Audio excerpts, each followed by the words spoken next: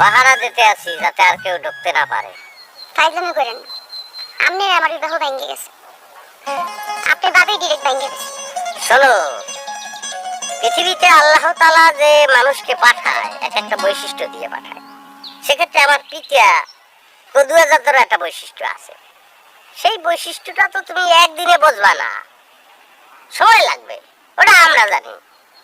আমার পিতা কদুয়া জাত জীবনে কোনো জিনিস প্রথমে মান্য নেয় নাই, হয় কয় নাই, না কইছে সবসময়। আমার মাকে যে সে বিবাহ করছে, সে বলছে যে না, এই মেয়ে আমি বিবাহ করবো না, কিন্তু তার বিয়ে করা লাগছে।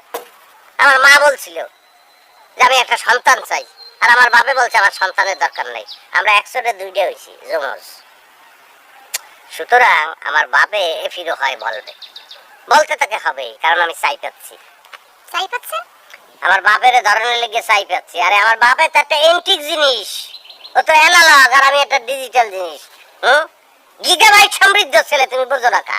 হ্যাঁ, আমার যে ফোর্স, আমার বাপে পারবে, সব ঠিক হয়ে যাবে, বিবাহ অবশ্যই হবে। আচ্ছা, এখন কি একটু হাতটা ধরতে পারি? ওরে ভাই, বিবাহের পরে সেটা তো আইনত ধরবই, এখন একটু এক্সট্রা একটু